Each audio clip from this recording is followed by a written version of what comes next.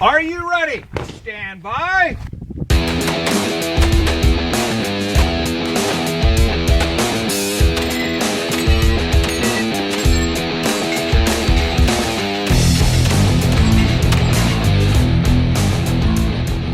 Hey everybody, Dave Hartman here. Welcome to the Three Gun Show. This week's guest is Erik Lund. We first heard from Erik way back in episode 58, and we finally connected to do an in-depth interview, and it was totally worth the wait. I gotta tell you, I have the best job in the world to get to speak with high performers like Erik and share with you all of the knowledge that he's accumulated over the years, from his experience in USPSA in pursuing the classification of Grandmaster to his time on Team FNH, and all the while instructing thousands and thousands of people to perform at the highest levels. Man, it's a good time to be alive. Erik's done it all in multiple disciplines, from USPSA to three-gun to precision rifle and long-range hunting, and he doesn't hold back in this interview, shares everything he knows, so I know you're going to enjoy it. Before we get started, I want to tell you that last weekend I shot the Gadsden Shotgun Championship in Missouri, and I just recorded a match recon podcast for patrons of the Three Gun Show. I'll be releasing it on the Patreon feed this Friday, May 17th, so if you want to hear what the match was like before anyone else, sign up to support the show at patreon.com/threegunshow. That's Patreon. Spoiler alert, I liked it. It's a good match. Now, enjoy this interview with Erik Lund. Erik, welcome to the show. Hey, thank you very much for having me. I really appreciate the opportunity.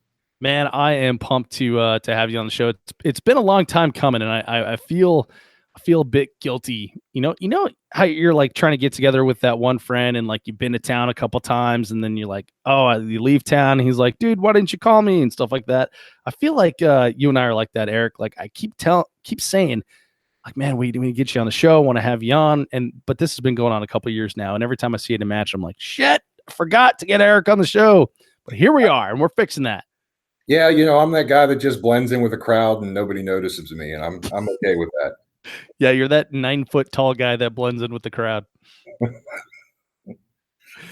Yeah, so let's walk down memory lane here. I think the first time you and I met in person, like I'd seen you on television and the print ads for FNH 3-gun, stuff like that. But I think the first time you and I met in person was SHOT Show 2016 when I was with Mark Roth, and we did a little video and podcast thing Mark and I did for the best 3-gun shotgun, and we started with like this big bracket, and we broke it down to like the best 3-gun shotgun. And by the way, still the most hateful comments I get on the 3-gun show are on that podcast, so it must have worked. Yes, that was when you had Diana and Heather double team me. Yep. And yes, and yeah, that was really a no-win situation for me because if their shotgun turned out to be better, then FN was going to come over and kick me off the team. And if I took them to task, then I'm beating up on two girls. So it was really a no-win situation for me. No, I've been there, man. Like, so my greatest like joke rivalry is that me and Becky Ackley always have a competitive thing that we do on the range. But we're good friends off the camera and everything. But I realized after several months exactly the same thing that you just said. Like, there's a no win thing here, right? So she beats me, I get my butt kicked by a girl. But if I beat her, then I'm just beating up on a poor girl. And there's, like you said, it's a lose there.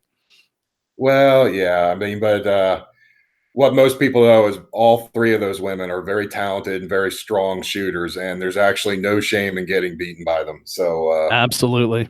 So I'm good with that. Yeah. Great shooters, great people too. So we're lucky to be surrounded by awesome individuals in this sport. I agree.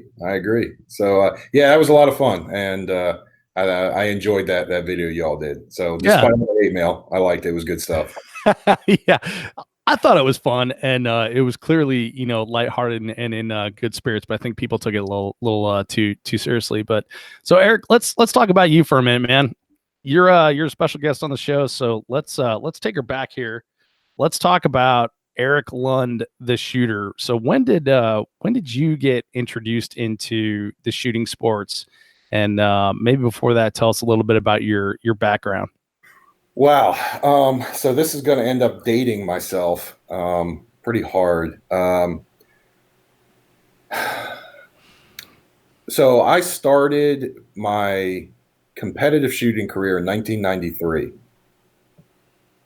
I was still in college, or I had just gotten out of college right in that time frame, but it was before I got my first job, in law enforcement. And I was going up to the range, and I had a Glock 19, and I was going to the range to practice. And I went up to a range in Pennsylvania called Gould's Gun Range or something like that, and it was up near Limerick, PA. And I went up there on a Friday night to go shoot. Well, when I got there, they're like, "Oh no, the range is closed." I'm like, "Wait a minute," because it was like almost a 2-hour drive for me to get up there. Yeah. I'm like, "What do you mean? What do you mean the range is closed?" And they're like, "Well, there's a match going on." And I'm like, "A match? What match?" And they're like, "USPSA." And I'm like, "What is that?" And they're like, "Well, go look." I'm like, "I can go inside and watch." So like, yeah. So I go inside, and at the time, I didn't know who he was. But later on, it turned out that if you are an old school gun writer and read some of the old magazines, there was a famous gun writer who passed away a couple of years ago named Walt Rauch. Ah, yeah. Yeah. I've read some of his stuff. Walt came up to me and saw me standing there, and he was shooting the match. And so he started just being friendly, just started telling me, "Is this your first time here?" Yeah. And he came up and explained everything was going on. And I saw what they were doing. And I was like, "Wow, this is awesome. I'm coming." I'm like, "When do they do this?" He's like, "Every Friday night." I'm like, "I'll be back next week."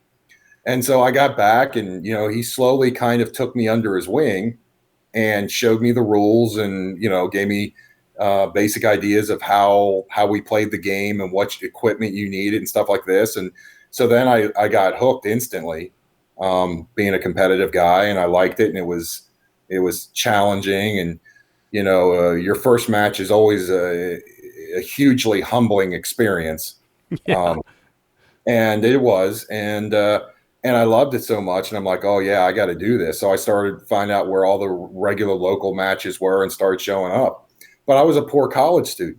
I mean, dirt poor, and I was so poor that I would use rubber bands to hold my magazines to my belt. Nice.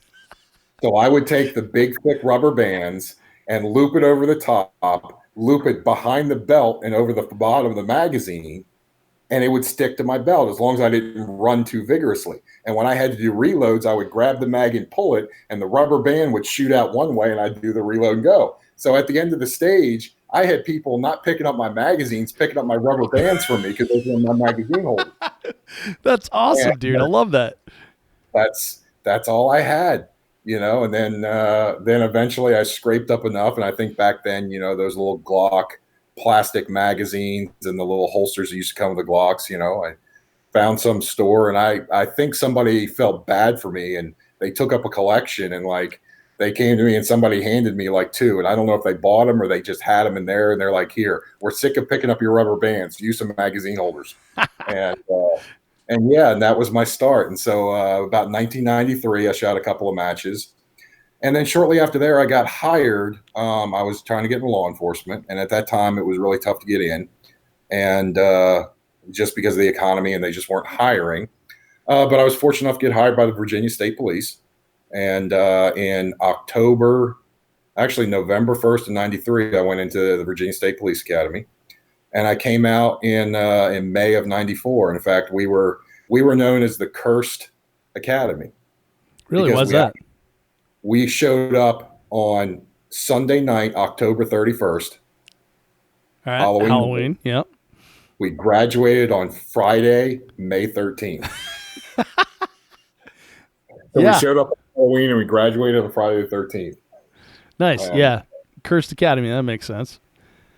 Well, Erik, what was it? So I want to get into like law enforcement and, kind of advancing that direction. But what was it about that first USPSA match that made you think like, "Oh, I want to do this"? Oh, because I got my butt totally handed to me. I mean, I think I came in second or third from last.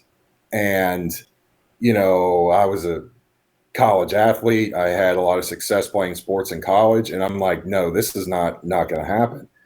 And I enjoyed shooting. I was just getting hooked into the shooting sports and just the maddening frustration of the best way I can put it is it's like when you go to the golf driving range, all right, and you'll buy a bucket of 100 balls, and 99 of them will spin off in some crazy way, but that one will go straight down the fairway, and you're like, oh, I can do this.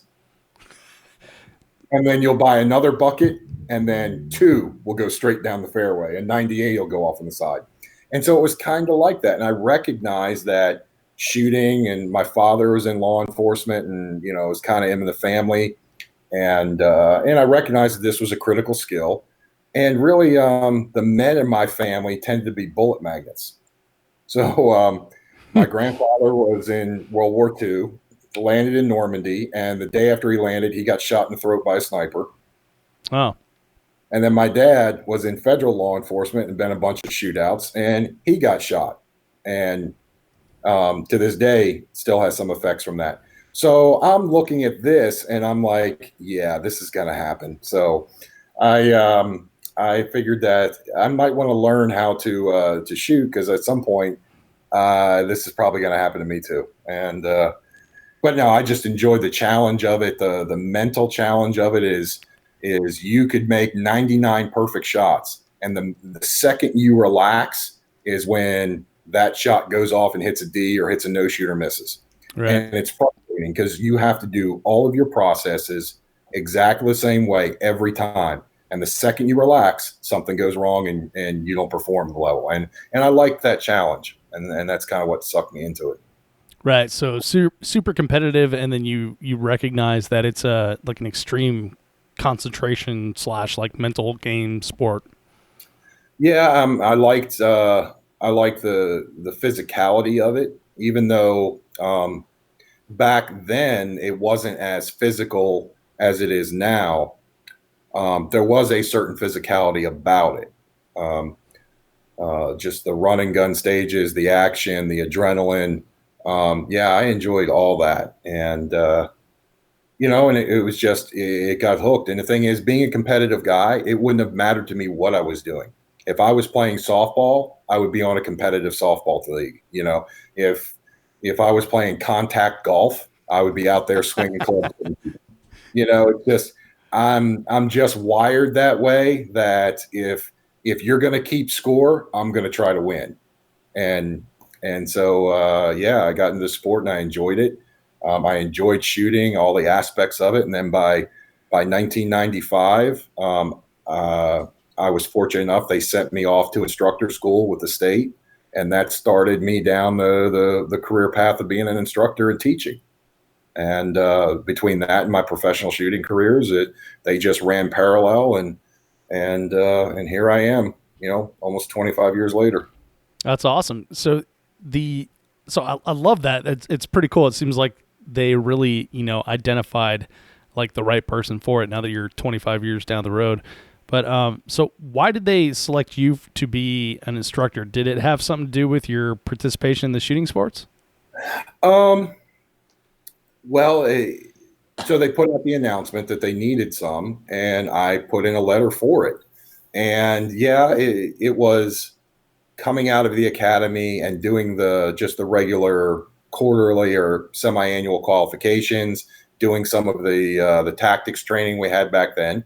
My competitive skills absolutely helped me, because I was way faster than anybody. And at this time, I'm a C-class shooter, but even a C-class shooter in USPSA is a dominant shooter with regular police officers.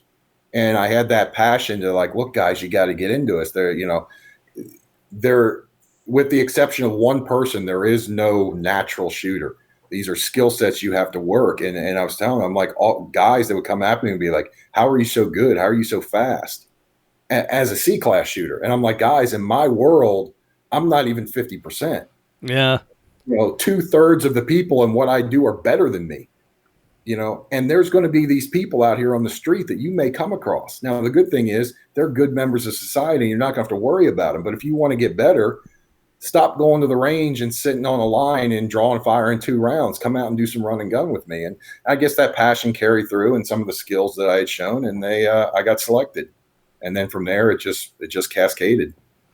That's great. Yeah. When you mentioned that you're not even the best shooter amongst the USPSA crowd, but you look like a hero to them. I find that quite a bit. Like in the crowds that I run with, I really feel bad about my performance, and then I'll go shoot with I guess the general public or something like that. And I'm like, oh hey, I'm actually kind of decent. I just hang with some high performers out there. Yeah, I've always found that if you set the bar low, it's easier to achieve. Yeah. So, and yeah, no, and that's the reality of it is when you get into any type of competitive shooting discipline and you put in an effort and have a little bit level of success, when you go back out into the general public, you do appear to be a rock star to them because, they haven't put in the time, the effort, and they haven't developed the techniques. They just haven't been exposed to that next level. It would be like, you driving to work every day next to, a NASCAR champion driving to the track.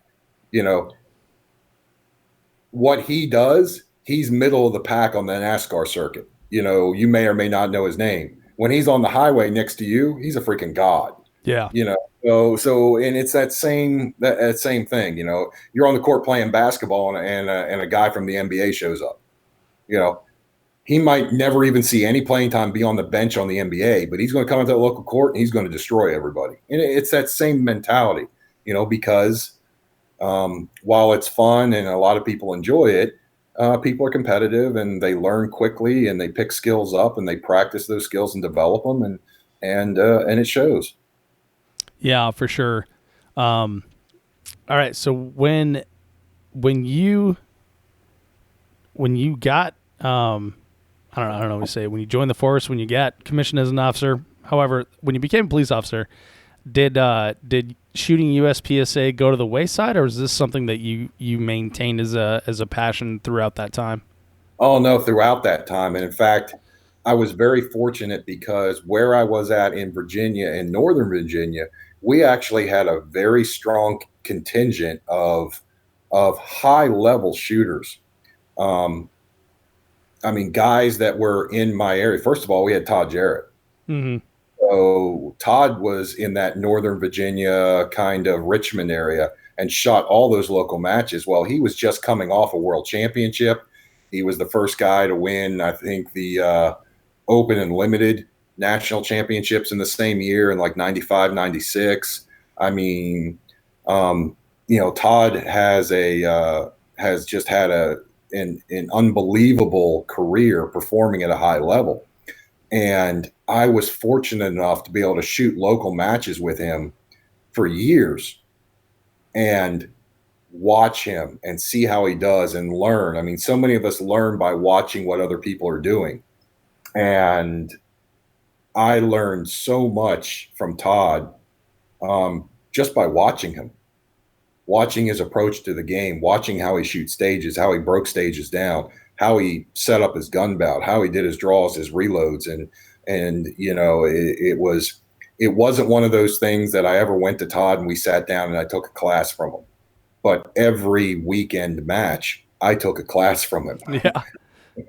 Yeah. Because he schooled everybody, and then through my success there, that's where I met Phil Strader. And Phil and I have been close friends since 1995. And, we traveled and shot together at Capitol Police. He got hooked on the passion, and we had a solid group core in that Northern Virginia corridor area up there that were serious competitive shooters. And, we were always competing against each other, the area championships and traveling together and going to the Florida Open. And that really just fed that, I want to beat you. Well, I want to beat you. Okay, well, I'm going to practice. Well, I'm going to practice harder. And yeah, and so that really helped develop that USPSA thing. And no, I was hungry at that point. It was, I'm gonna get my GM card. I'm gonna get there. I want to be one of the tops in the country, and I worked towards that goal. And so that all happened. I mean, I remember coming off midnight shifts at 6 a.m., going home, changing, and throwing my gear in the car and driving straight to a match. Oh, no kidding. Shift, and there were other times where I would come to a match and I had to shoot through because I had to work the 2 to 10 shift, and I would hustle down. I would shoot through all the stages, and the local guys were good enough and they would let me do it. So I could throw my gear in the car and drive back home and get changed and go and work the 2 to 10 shift, and that was just the level of commitment that I had to shoot the matches, to travel, to get better and work my way towards as high as I could go in the sport. Mm-hmm. Yeah. I like what you said there, Eric, because that actually is a great story that demonstrates the commitment. It's not just like, oh yeah, I liked it.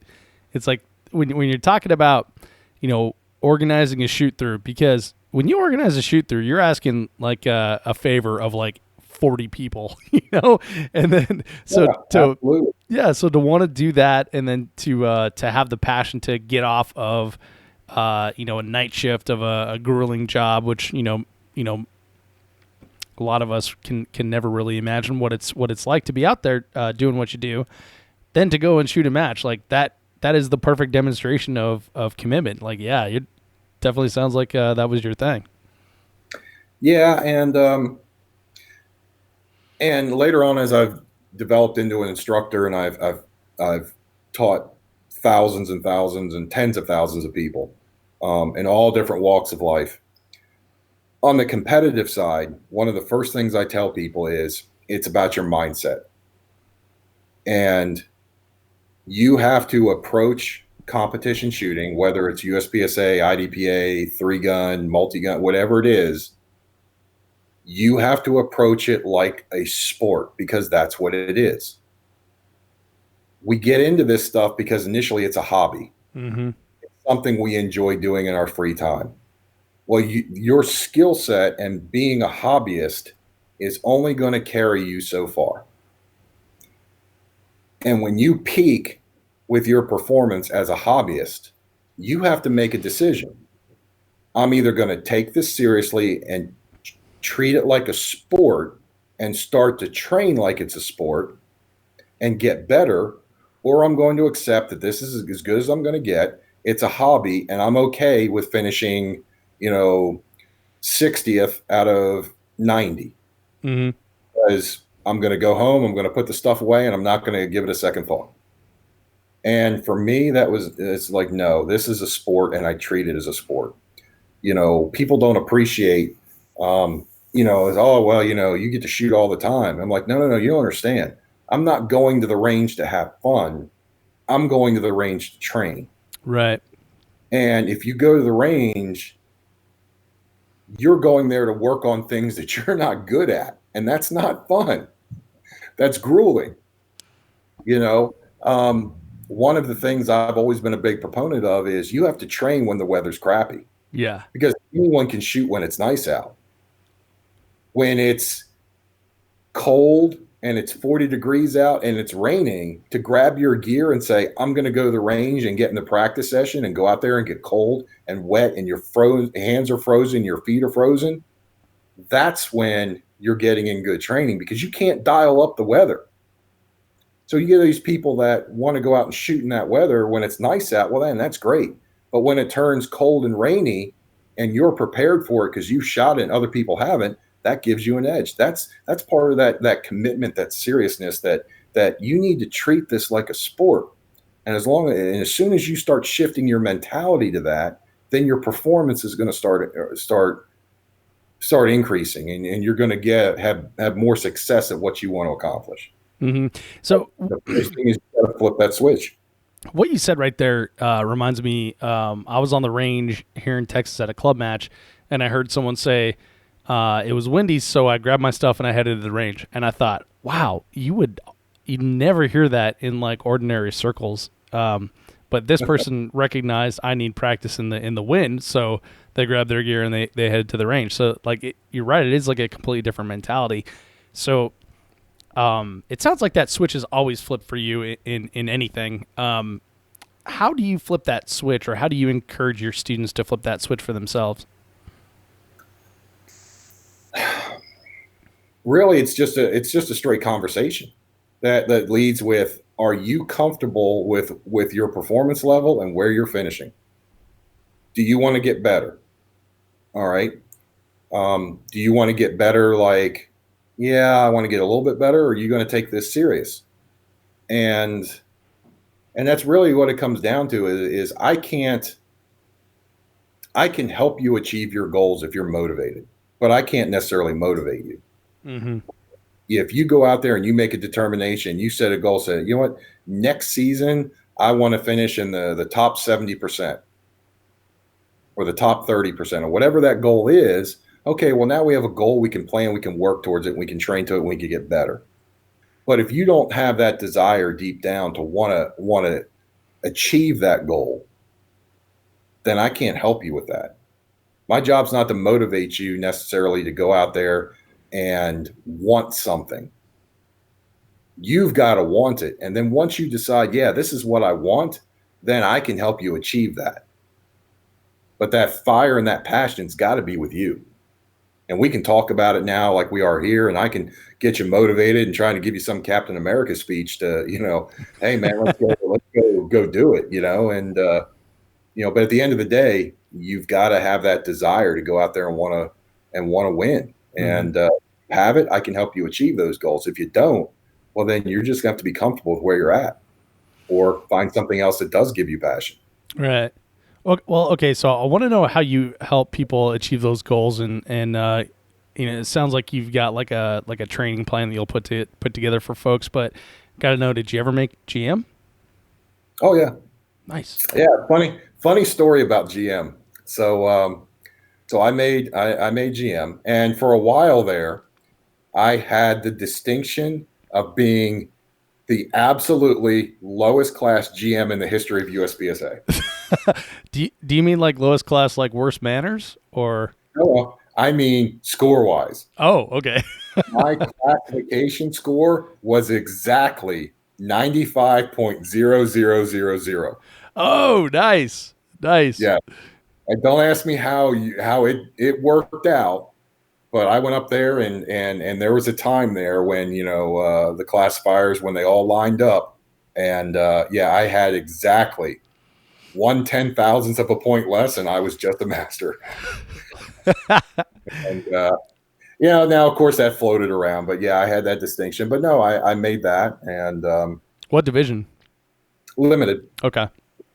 And then, by proxy, the way USPSA was doing those things was you could only be one category below in your other divisions. Right. So as soon as I got GM, everything else got promoted to master, and then for a while there, then I 3-gun started getting popular, and I rotated over there. And then really actually for the last about the last 7 or 8 years, I really haven't done much USPSA only matches. So for a while there, I let my membership lapse. Well, I went back recently to and renewed my membership to USPSA because I wanted to shoot some matches. Mm-hmm. And so I sent in my number. I still had it and everything. And I got my classification card, and I was unlimited and everything. And I'm like, well, this doesn't make sense. I'm like, no, I'm a GM. So I called up the office out in Cedar-Woolley or wherever it is. And I was like, hey, this is who I am. This is my number. I think there's a mistake. I'm a GM and I'm master and all these things. And they're like, essentially what they told me was, no, you've been out of USPSA too long, and that all your scores are void and you have to start over again. Oh, you're kidding. Like, no. And I'm like, most people, you're always talking about sandbaggers, and people are always trying to, keep from getting bumped up. Yep. I begged them. I'm like, no, give me this classification back. This is you. Do you understand the dissension this is going to put out there?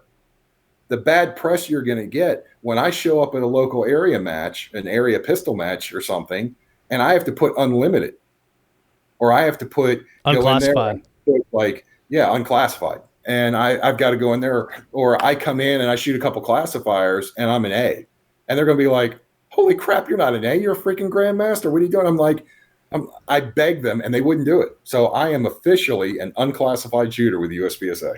Nice. Same here, but probably legit in my case. Well, so okay, I think there's It's funny that for all of the complaints about sandbagging and all of the complaints about, people not living up to their real classifications by whatever means, by a fault in the system, or maybe somebody's just trying to game the system. I'm trying to go out there and say, no, this is where I belong. I'm begging you to put me where I belong. So that it doesn't appear, so it doesn't look bad, essentially. And they're like, nope, can't do it. You got to re-earn it. I was like, all right, sounds good. But I made sure to do it in email, so I have the email. Oh, so nice. That way, if anyone calls me, I can pull it out of my bag and be like, nope, look, I tried. Oh.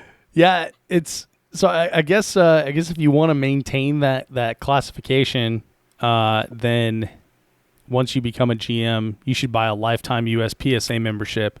Or we just found a great way to sandbag, where you just let it lapse for a few years and then come back in. Yeah, I guess, and I guess that's it. But it's they've got their rules and they do their things and they have their reasons for doing things, and and so that's what it is. So it's their organization, so I play by their rules. Yeah, it's their bureaucracy. You just got to play in it. Mm-hmm. Good times. Well, let's talk then. You said Three Gun got hot for a while there. So you were on the FN shooting team, or they call it the FNH shooting team. I can't even remember. Like, did they change their name? What are we calling FN now? Is it just FN or is it FNH? So it's just FN now. So but it was FNH back then, right? Right. So It used to be FNH, which stood for Fabriek Nationale Herstal. Right. So FN has two components. You have Herstal, which is in Belgium, which handles the world. And then you had FN in America, because obviously FN makes a boatload of all of our military 240s, 249s, M16s, M4s. They have all these as part of those contracts, they had to be manufactured domestically. Right. And so FN, a lot of companies do this, right? Like there's SIG USA, there's IWI USA, Glock USA. Right. So for the first probably 3 or 4 years, we were FNH, and then they restructured and split the two. And so now you still have FNH, which is Herstal in Belgium, but then you had FN America. So for about the first 4 years or 5 years, it was the FNH pro shooting team. And then for about the last 3, it switched to the FN, and we dropped the H and added America. Still same thing, just corporate restructuring, how they do things. And so, I shot for FN. I was on their team for about 6 years. And those were great times. Well, so how did that opportunity come about for you? Because you didn't, correct me if I'm wrong, but you didn't work at FN, or did you? I did not. Okay. So how that happened for me was I had been shooting for POF, which is Patriot Ordnance Factory, and I shot for them for about 2 years. And then that was about the time that Sig Sauer with Max Michel started up their shooting team. Mm-hmm. Max approached me and asked me if I'd be interested in doing some 3-gun with Sig, and I said, yeah, man, it was a great opportunity to get on. So I shot for Sig for 2 years. Well, it just so happened that at SHOT Show 2010, 2011, I think it was 2010, I think it was 2009. Max approached me and asked me, and I accepted. And it wasn't an hour later that I ran into Tommy Thacker. Well, Tommy and I used to shoot together in Northern Virginia. He was one of those guys that was in that crew that were all there. So I knew Tommy. from way back. Mm-hmm. Of course, Tommy is with FN and doing everything was. And so Tommy hits me up and says, hey, I'm starting a three-gun shooting team at FN. Would you like to join? And I was like, God dang it, where were you an hour ago? And I told him, I said, look, I just committed to SIG. I got to honor my word. I said, I appreciate the offer. And, and he understood. And so he was really cool about it. And so for those 2 years, I shot with SIG, but I was the only SIG three-gun shooter.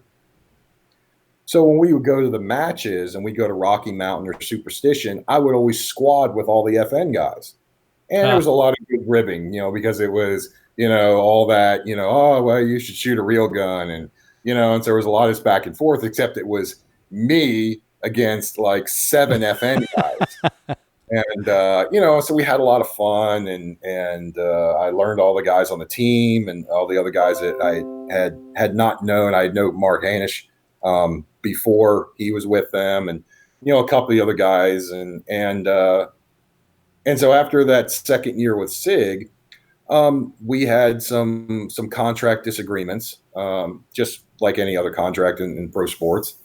And then at that point, I was like, I decided not to renew with SIG. And then as soon as that passed, I walked down to FN's booth at SHOT. And I think this was 2011. I went to Tommy and I said, hey, I'm free of SIG. You got an opening on the team? And he said, yeah, we'd love to have you.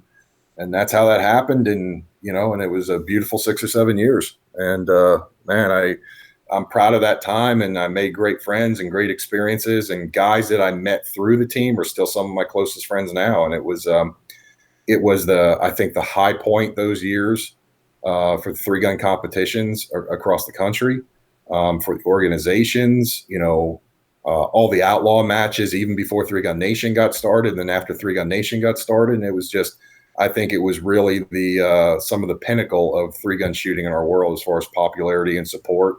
And, you saw all the different factories putting teams out. And, for the first time in my competitive shooting career, it really felt like a real sport with real factory participation, with real teams, jerseys, and it was just all of that. And it was just really, I look back at it right now as kind of the heyday, 2-3 years ago, of three gun.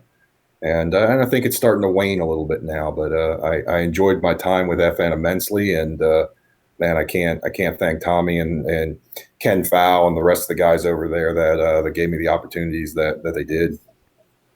Yeah, it seems like the really, I don't know, I guess like the right time and the right team is like an experience that probably, I hate to say it, but probably can't be replicated right now, and probably won't be replicated for some time.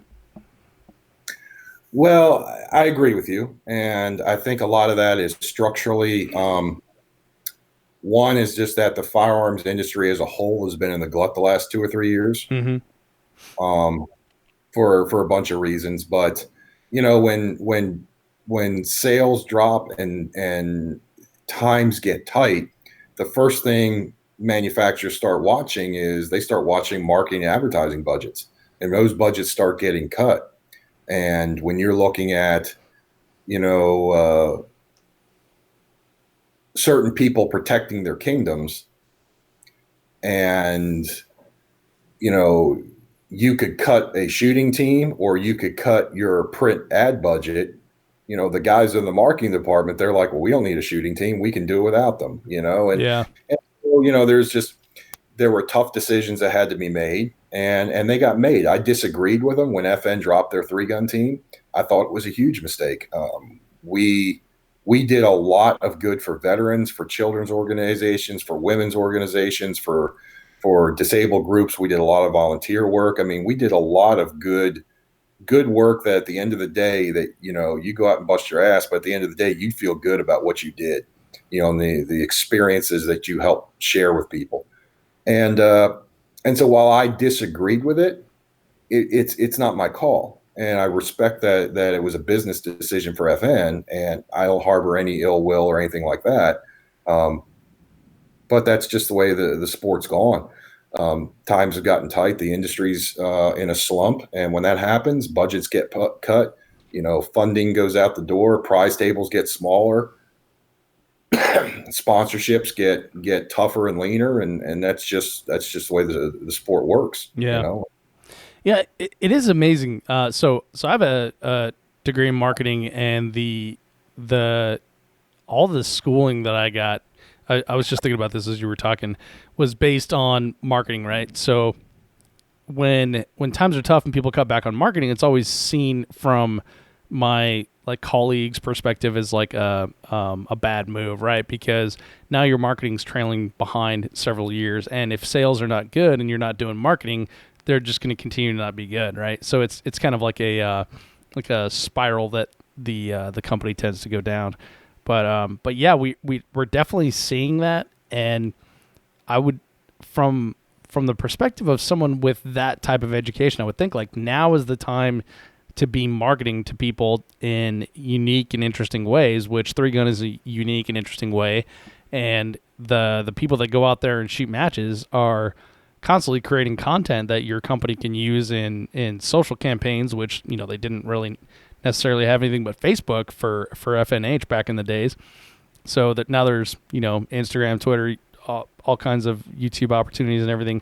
It seems like 3-Gun is simultaneously overvalued and undervalued, and often not used in the correct way for a company, because we do see still today companies that are growing in big ways inside the sport of 3-Gun, as well as other sports like precision shooting and stuff like that.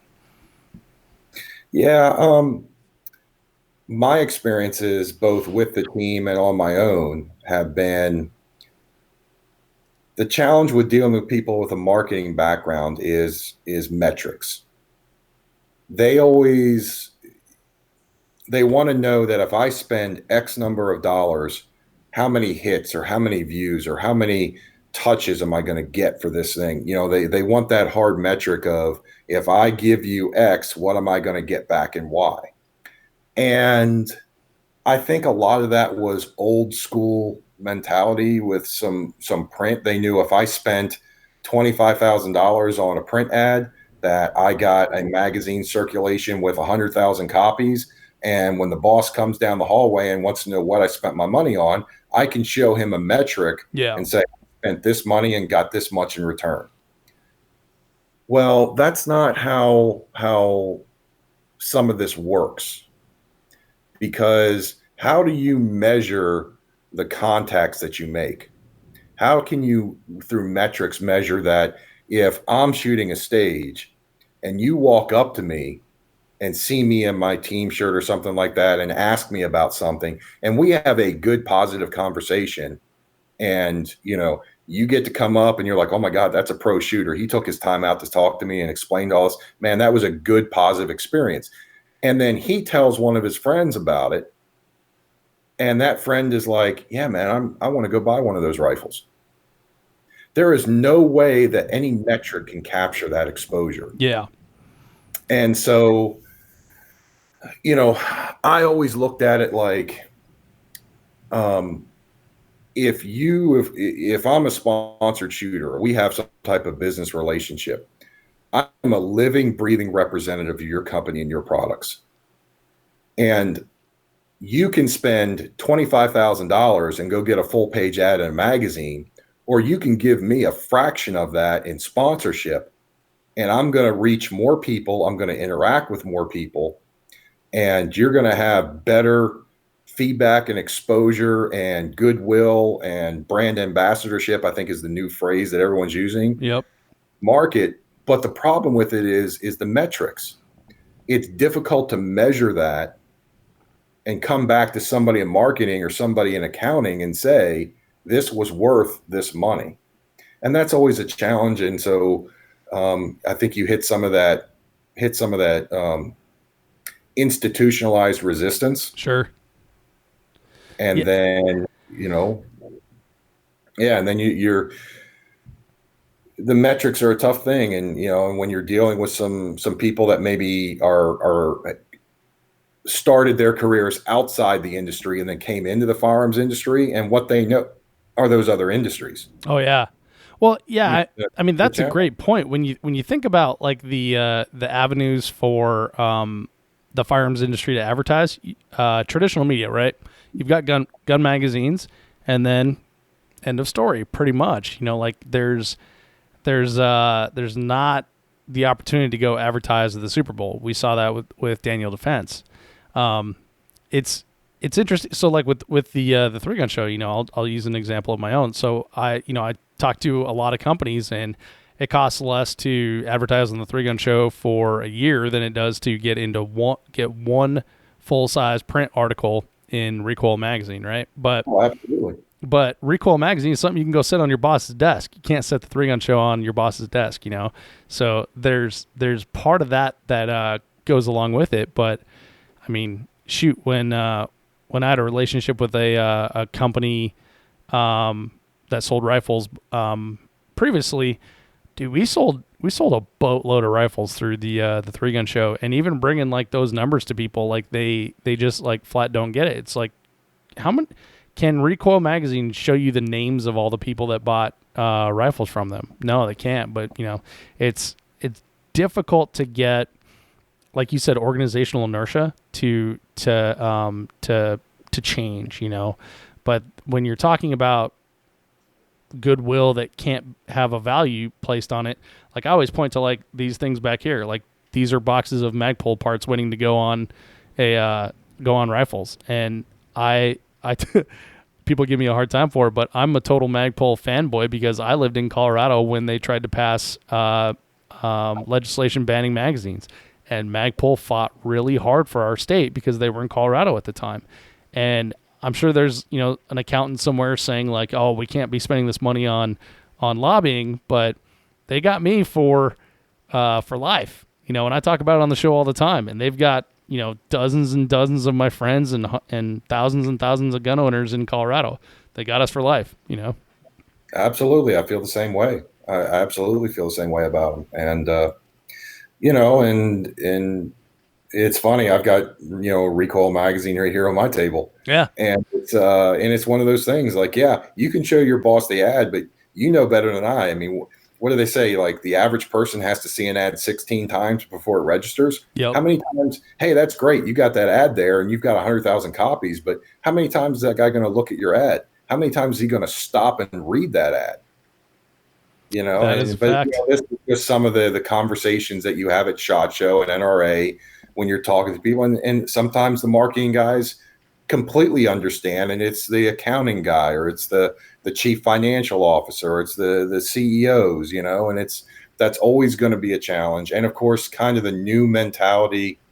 And I don't want to throw everybody on the bus, but sure. I mean, we're making generalizations. There are some companies that super get it, that are really into it. No, I mean, as far as like on some levels, the newer generations of shooters coming out, they don't understand the sponsorship. The sponsorship is you give me free stuff because I'm awesome. And that's where it stops. And it's like, no, it's not how it's supposed to work. And, and everyone's competing. They have limited budgets and I think so. I think on some level, some of the people that have either have sponsorships or I think just the whole sponsorship industry has probably caused the firearms industry to step back a little bit because there's so many people out there that aren't doing what they should, or they're just not good sponsors. They don't understand how it works. And, sometimes,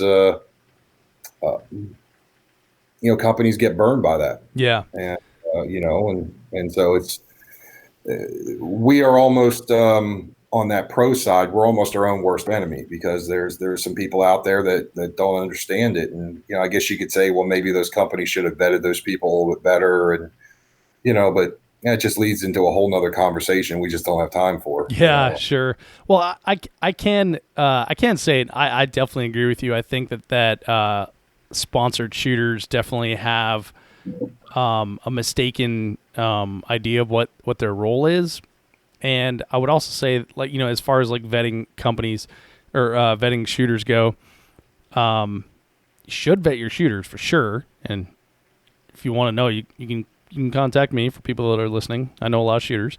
But the other thing is, it doesn't take many times for a company to get burned by one shooter who maybe wasn't as great as they should have been, for them just to say, F it, this is how all three gunners are, or this is how all IDPAers are, or pistol shooters or PCCers. We as humans with our monkey brains, we like to put things in groups, and so if we can put things into a group of, this is how competitive shooters are, or this is how tactical trainers are, like, we will do that. And for the detriment of all those good people out there trying to do good things in their segment. Yeah, I agree. I completely agree with it. It's we all know the people that walk up to companies and they're like, look, I have 300,000 Instagram followers, give me free stuff. And the companies do, because they're like, holy crap, that's going to be that's more. We can give them, $1,000 rifle and save $24,000 from the print ad, and this is going to give us 3 times the circulation of this. And it's sometimes it's a little bit of that mentality, and I don't work in that industry. I don't work in that side, so I don't want to speak for them. But I definitely, I'm sure you have seen those type of people now that have huge social media followings for whatever reason. And it's like, look, this is what I've got. This is enough, and it just makes it challenging. Yeah, it certainly does. Tough. Well, so let's shift gears here a little bit then. The days of the FNH shooting team, the FN shooting team, are done. You've moved on to do some other things in your career. What are you doing nowadays? Man, I am so busy, it's ridiculous. First and foremost is my oldest son is a junior in high school, and he's going into a senior year. And that really, I'm just not going to miss those football games. Yeah. I'm not going to miss those. That's time that you can never get back. And so, I'm down here in Georgia, down in Atlanta. This is football serious down here. So every Friday night, during the season, stadiums get filled, people come out, they're huge events. And, I'm just not going to miss that part of his life. So pretty much from about mid-August till the first or 2 weekends of November, I'm done. My season is off because I'm not going to miss any of his games. So I've got that. I've always done teaching on the side. So while I've always been, a competition shooter or a professional shooter, I've always had my training company on the side. One of the unique aspects I think I bring is that while I've got all of my competition background and professional shooting background, I also have all my law enforcement and tactical training background. So I feel like I can straddle that fence confidently, in that I've got 1 foot in the competition gaming shooting world, but I also have 1 foot in the serious social world where you need to go out and protect yourself from the evil that's out there. Right. And I can go back and forth between those worlds. So I end up doing a lot more of the serious social stuff, because there are plenty of guys that teach on the competition side. And so I just end up lately between that and recently I've partnered with some other companies through my training company. And I've been doing a lot of long-range precision hunting schools. Long-range shooting for game animals is taking a huge surge in popularity. So now it's not about how close you can stalk. It's, can I hit that moose at 700 or 800 yards? Can I make an ethical shot? We get hunters that would come to us that have never shot over 150 yards in their career, but they're going to go out west and shoot antelope at 500 yards. Well, in order to have a successful hunt, they need to brush up on their skill sets. So through some companies on work, we do long-range precision hunting schools, and those schools have taken off. We have our schools out there near you in Texas, just north of Abilene. Mm-hmm. And then we just opened up a new lodge in Utah that we partnered with. And we have a new lodge in Michigan that they're actually cutting a 1,300-yard range on their property right now for us in our first class. Oh, no kidding. Yeah. So it's we're adding curriculum to that. And I'm involved in that curriculum process and teaching those classes.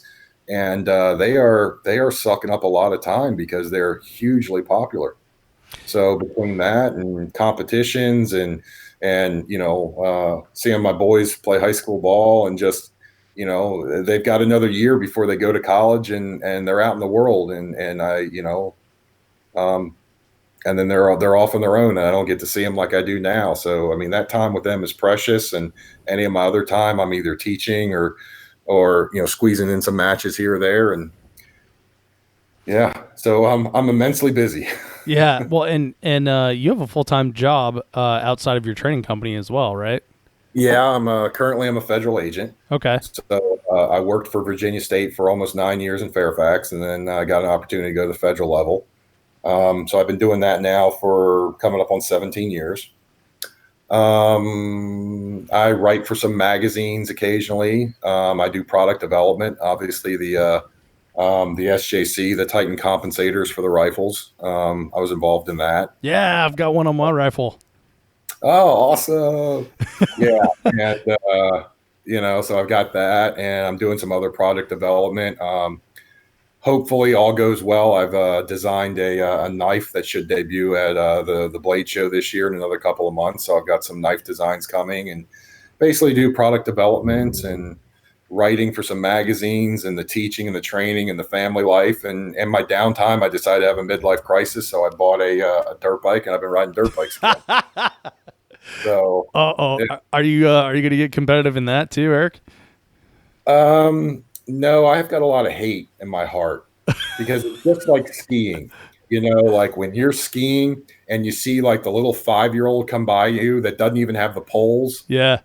And he just snows you, and you're like, I hate that little bastard. Yep. And that's happening to me on a motorcycle. I've got a beast of a bike. It's a KX 500, and I mean it tries to kill me every time I get on it, and I'm getting lapped by little 10-year-olds on little like YZ60s, and we're going into turns, and all I want to do is just kick them over on their bike when they pass me. It's just so frustrating. And but I will tell you this in all seriousness, riding on a track is the most insane workout I have ever had. Really? I have a completely newfound respect for anybody that does any type of motocross sport, because the workout on your legs and your upper body, it's just insane. I hit a track and I do a decent track for 3 laps. I'm done.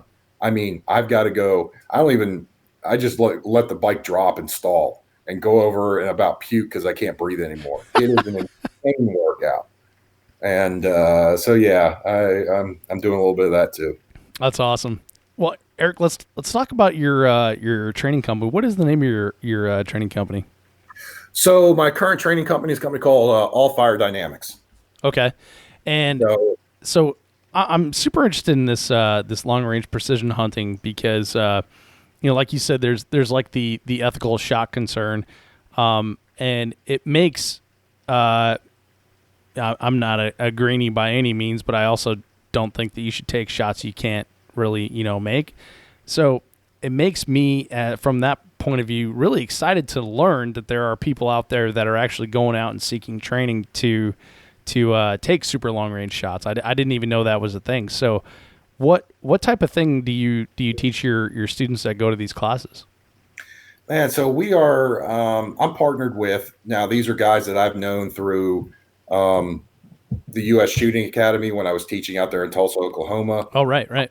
I was with the group out there when it was myself and Mike Seeklander and Phil Strader, and we were standing that place up back in the mid late 2000s, 2006, 7, 2008, 9. And so guys that I know from that previous relationship, one of our guys, Greg Ray, he is an I don't know how you describe him. Essentially, he's a broker, maybe an outfitter. So what he does is you want to go hunting and say, I want to go hunting sheep in New Zealand. Mm-hmm. Well, you come to him and he's got a network of hundreds of outfitters around the world. And then he will pair you up with the outfitter and the experience that you want for hunting and fishing. So in the process of doing that, guys were wanting to go, and do all these hunts of a lifetime in Africa and all these other places, but they didn't have any experience shooting over 100 or 200 yards. And so we identified this need that there's this huge surge in popularity, but these guys didn't have the skills to accomplish their dream hunt. So myself and a couple other guys, we got together, and Greg, through his company called Outdoor Solutions, they contracted me and a couple other guys, and basically we started doing a long range precision hunting course, and it's a 2.5-day course, and it's at one of those lodges, so it's like space camp. You show up, your food is provided for, your room is provided for. We're partnered right now with Weatherby for their rifles, for Zeiss with their optics, for Hornady with their ammo. We shoot 6.5 Creedmoors. The guns are provided, so if you don't have a gun, you can show up, and you'll come in and you'll have dinner, and then after dinner we do a little 2-hour PowerPoint, and then the first day on the range is we have a 1,000-yard range, and by the end of that day, every single person will be connecting on steel at 1,000 yards, and it hasn't failed. Huh. And we get the guys out there. We teach them about how to work in pairs, how to make wind calls, how to build a ballistic profile. And we've had guys that come to us and we tell them, you got to be able to shoot to 500 yards. And their question is, do bullets even go that far? And we're like, yeah, they go that far. Oh, you're kidding. Yeah. You get guys that come from east of the Mississippi. Your mountains, you're 100 yards, 125 yards is your shot. But you go west of the Mississippi and you're routinely shooting 200, 300, 400 yards. Yeah. But that's half the country that doesn't shoot over 200 yards. So we get out and we teach them the techniques, ballistic profiles, how to work with a spotter, how to call wind, and we get them out to 1,000 on day one.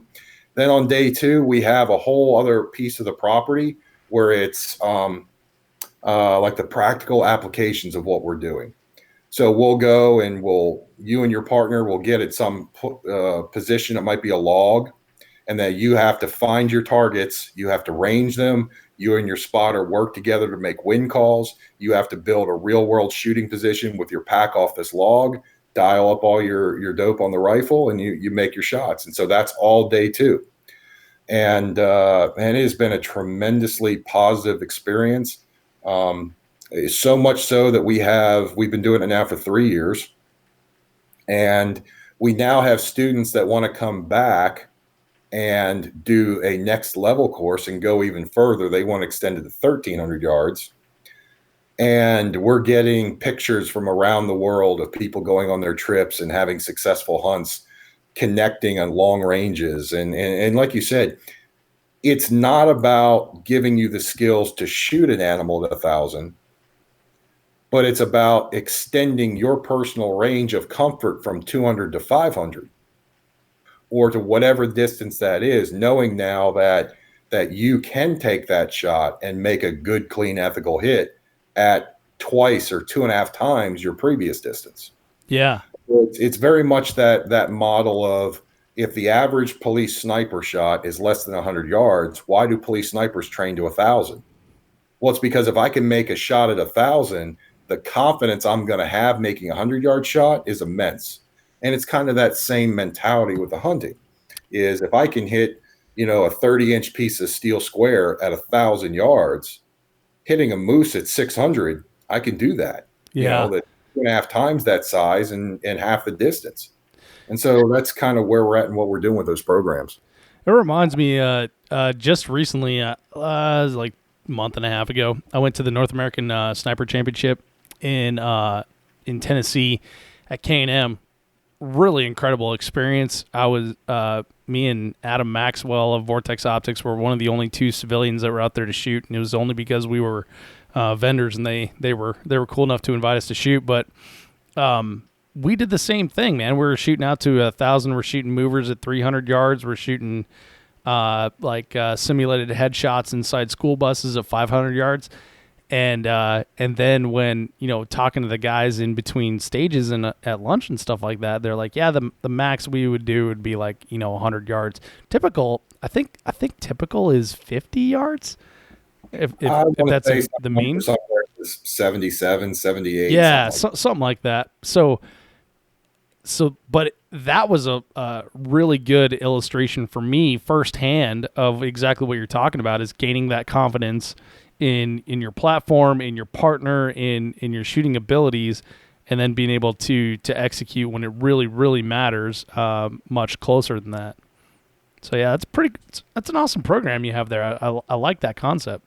It's been very successful for us. We've had great success, great feedback, great experience, and clearly it's in demand because we've got enough classes now that we've opened 2 more facilities in Utah and Michigan. That's crazy. So first week in June I'll be out in Utah, and then the first week in August I'll be up in Michigan. Man. So I might get back in time for Rocky Mountain, but we'll see. So hopefully that will give you some help in executing a Rocky Mountain, because that's definitely well known for its long range shots. Yeah, it's got a few. Have you been out on a long range hunt yourself? Have you gotten the opportunity yet?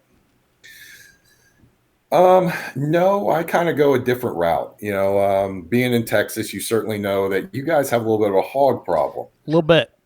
So, so actually what we do is we absolutely we will go out there and we teach all day. And then myself and a couple other guys and a local guy that goes out with us that's a professional guide, is we gear up with the thermals and the night vision, and we go out and we hunt from dark till 1 or 2 or 3 in the morning, and we just slay as many as we can. We just have a blast, and then we come back, we crash for 3 hours, 4 hours, we get up and we do it all again the next day. That's awesome. And we thoroughly enjoy that. So not so much on the long range stuff, but we have connected on some coyotes out to 300 and 400 yards with thermals, and that presents a whole different challenge because, how do you range? How do you range a coyote at 425 yards? Yeah, you got me. So we've actually come up with some innovative things that we've done, using modified mill measurements, where the military used to like mill a human and they would have a formula. Yep. So we adjusted that formula for coyotes and hogs, average size, and then we'll mill them, and that'll give us. We've had some other guys that'll use tech that will pull up like Google Maps or Google Earth. Oh, no kidding. And then they'll drop a pin at their location on the map, and then based on the map and the terrain features, they'll drop another pin where they think the animal is, and then that gives us a reading. We use that reading to put it in the rifles, and we've had some success with that. And so a lot of innovative uses of technology at nighttime. So, but yeah, we enjoy that immensely. Yeah, necessity is the mother of invention right there. Just trying to figure out like what tools do you have available to do that. It's pretty badass. One of the guys that I was with, Steve Arian, who's a great instructor who came up with me at USSA. He made a 478 yard shot on a running coyote at 2:30 in the morning. I was his spotter. No kidding. That's how he did it. He dropped pins on his phone, and then of course the GPS on the pins where he dropped gave him a distance. He dialed it. The thing was trotting him. I gave him a lead call, and he cranked that thing dead center. One of probably the top 3 best shots I've ever seen in my life. But it happened at 2:30 in the morning in total pitch dark out in the middle of West Texas. That's amazing. And and just you two for witnesses and celebration. How awesome is that? It was awesome. So we enjoy doing that. That's pretty cool. So as far as the pig problem goes, I was going to ask you, do you ever take your students out to shoot pigs far away, or is that a thing, or is that not a thing? So actually, that is one of the new classes we're introducing, is a training class or a precision class followed by a nighttime hog hunt. So that is coming along. We are working with some people in the industry to secure some sponsors for thermals and night vision, some other things like that. And but that's on the agenda. And then we have another very similar program where you come out and you take a day on the range, and we do all the precision work. Then you get another full day of hunting hogs, and then we brought in an outdoor gourmet chef. And the third day is how to take the hog, how to clean it, and how to prepare it, and cook it and barbecue it. Yes. A full gamut of a day on the range training, a day hunting, and a day learning how to processing and cook it. That sounds like you said, like space camp, like fantasy camp kind of stuff. That's amazing. Yeah, we're having some success, and then I think at the end of this year we're going to put in our advanced course, which is going to go out to 1,300, and then eventually we're scouting property to run an extreme long range course where we're going to try and get out to 2,000. Wow. Yeah. Dang. So how okay. So I'm sorry, my head's spinning here. You've had like a pretty interesting career where it started out with your Glock 19, and now we're over here where we're at now with long range precision shooting. So how did this progression turn from USPSA to 3-gun to like super long range precision hunting? Are these like all opportunities that you've received in your professional life, or is this something that you decided like, okay, well, I want to go pursue this, or how did this path come about?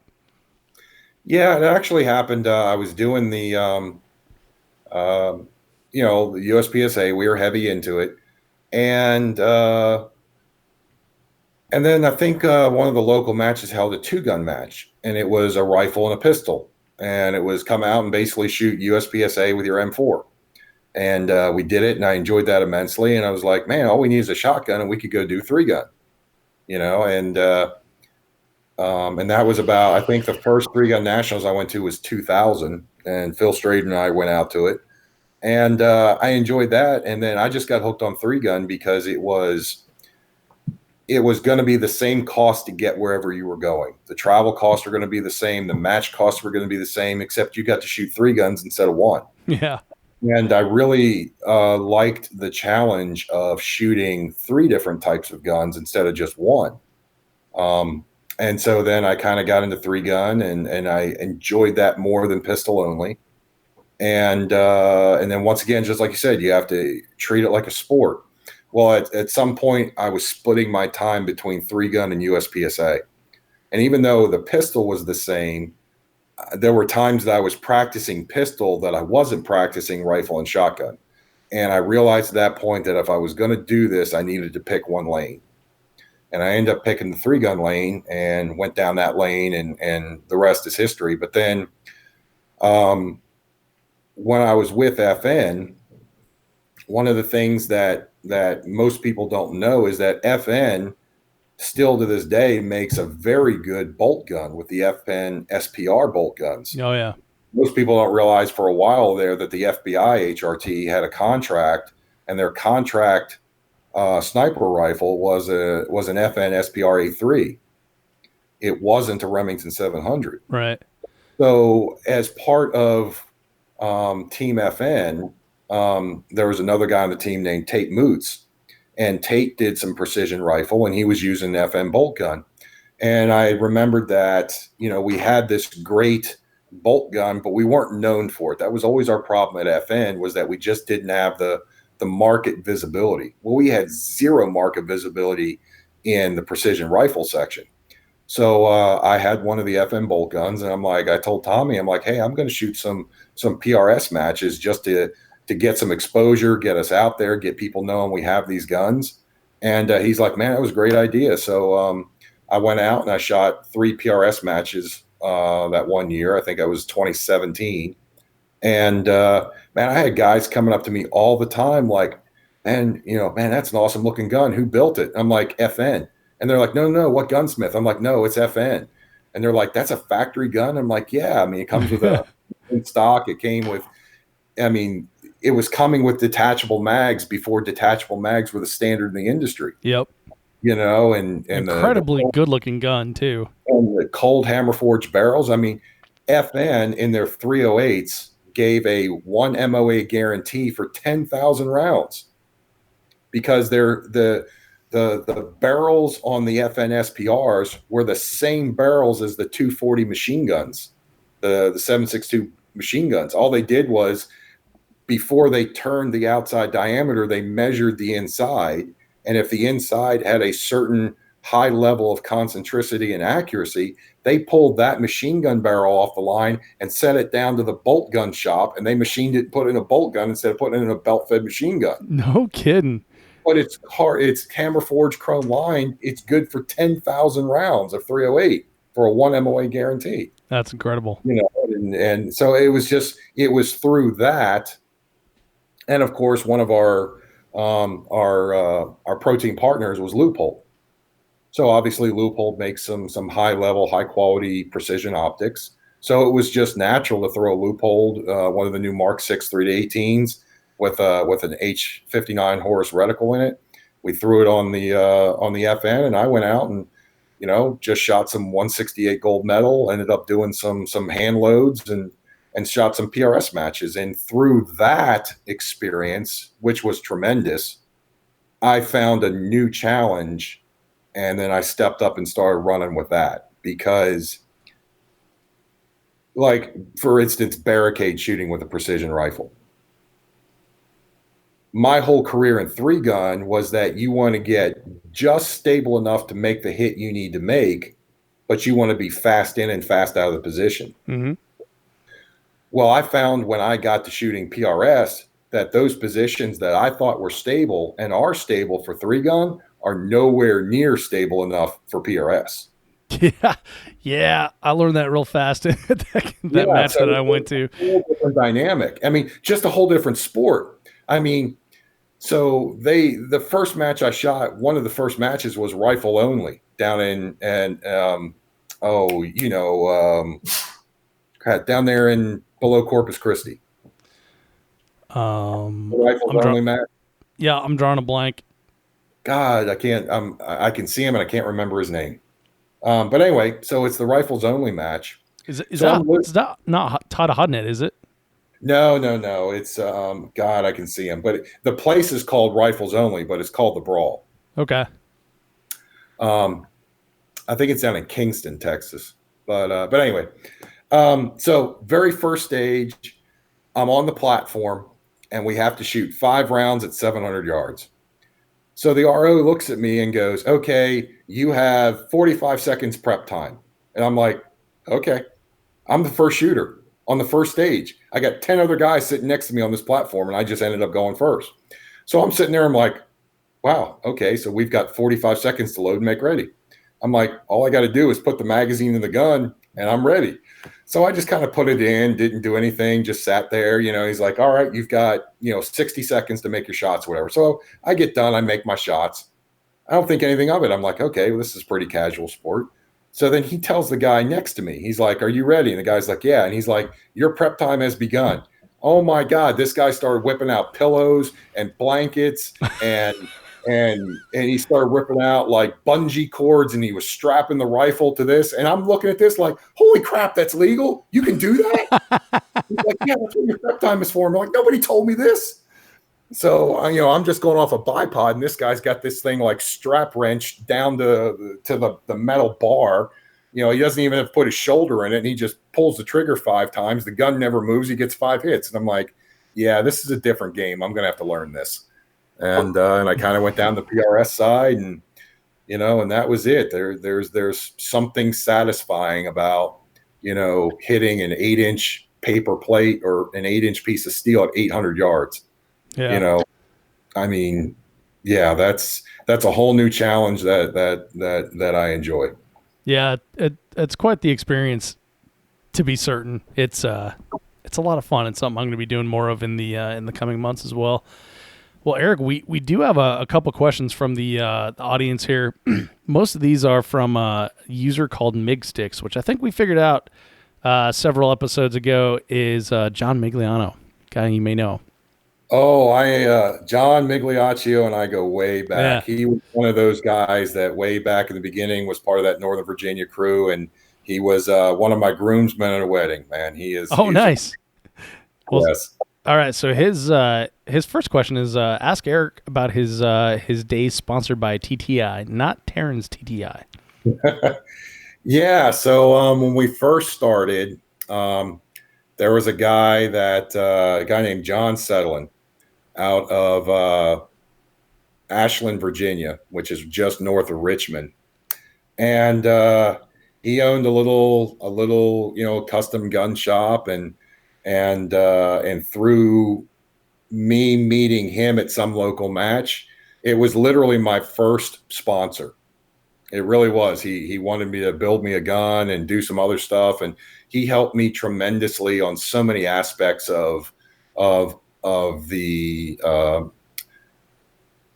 the gun building aspect of it, of learning how to put ARs together, learning how to build 1911s, learning how to fit barrels and finishes and all that stuff. And through that, he was affectionately known as Trapper, as he actually wanted to start a shooting team. And so we did. And it was called TTI. And the 4 team guys were me, Phil Strader, John Migliaccio, and another guy named Dave Cox, who's out there in Texas now, who doesn't shoot much anymore, but I still see him every now and then on Facebook. And that was the first actual shooting team that we were all part of. Yeah, it was some crazy times, but man, I wouldn't trade it for a world. It was a great experience. How cool is that? Yeah. Sorry, John, I butchered your last name there, by the way. He also says Erik is an excellent instructor, and he taught me in the early days for USPSA in 3-gun. He's a good guy. And then his final question here, he says, ask him about the first USPSA 3-gun nationals, the stage about the 8 and 3 versus 5 and 6 target arrangement. Oh, so yeah, there was a time that we shot a match, and it was kind of one of those mirror image stages where you could shoot some here, and I said, no, I'm going to shoot 8 and 3, and Meg's like, no, you got to do 5 and 6 and 8 and 3, or it could have been reversed, but whatever it was, we disagreed on it, and Meg was he's like, no, you need to do it this way, and I was like, no, I'm going to do it this way, and we ended up doing it my way, and I ran by a target, and Meg didn't, and he just. You have to know Mig, but he's one of those guys that can give you a look that says it all. Like, I told you so without ever saying it. And I do remember that. I do remember that with some good times, man. Yeah, and apparently a couple decades later, he hasn't forgot that he was right. Yes. And yeah, he was on that time. He absolutely was. And he was right on a couple other things. But that was part of what I've always liked about the team is the camaraderie of getting out there with other guys that enjoy the sport. You work together to break a stage down to your ideas versus their ideas, coming up with the best plan. And sometimes they work together, and sometimes based on your physical skills or whether you're shooting open or limited or production or single stack, that you have to do it differently. But it was just good friends and good camaraderie and just great experiences. And he was part of that time in my life that I'll cherish. I'll never forget. I miss you, Mig. It's a really good sentiment, Erik. And I'd like to echo that as well. Like I had this moment earlier in the year when I was looking around on the range and I was talking to some guys that are, maybe a little younger than me, maybe a little older than me, some my same age or whatever, but it's like a group that, we kind of get along and we shoot with and stuff. And I just had like this moment where I was like, dude, right now, look around. Like, these are the good old days. These are the times that we're going to be talking about in 15 years when we've kind of moved on to different things or progressed in our careers or progressed in our shooting sports. We're going to look back at this time right now and think like these were the good old days, and we're going to tell stories about this. And I try to remember, or I try to remind a lot of people of that when we're out on the range, when it's muddy and your rental minivan's getting stuck, or you're just having a shit match or something like that, you're gonna look back and think like this was the time when I was truly alive and out and having fun, and we survived that together, and it was great. Yeah, I completely agree.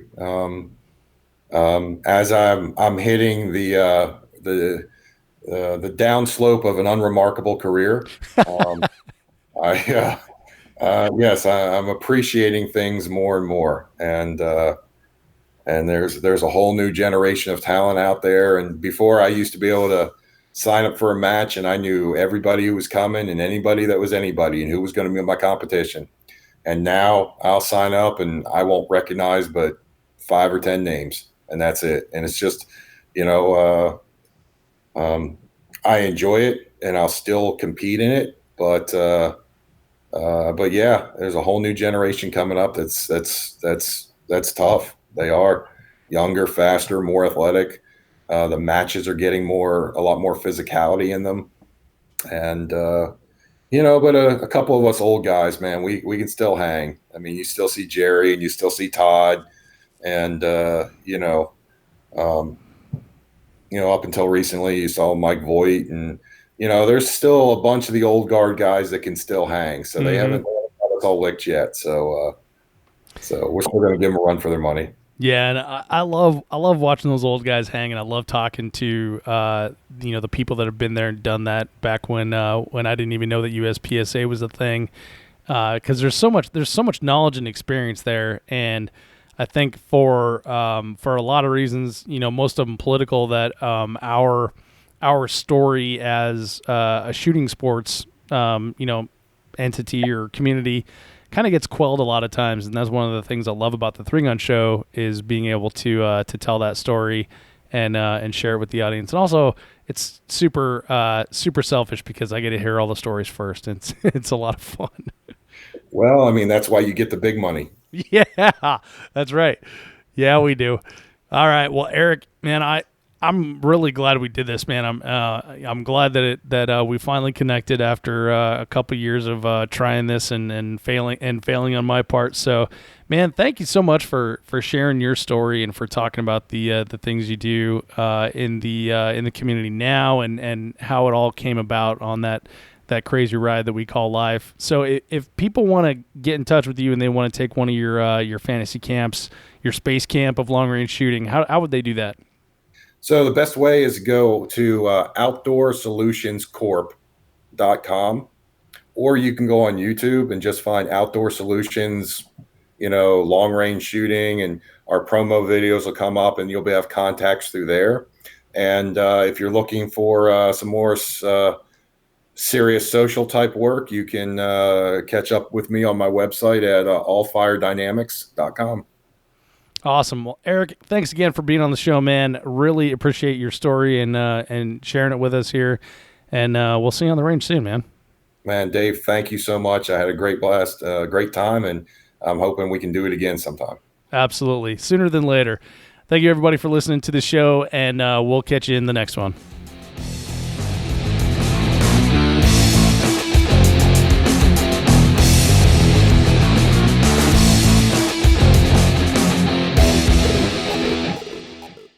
If you are finished, unload, show clear.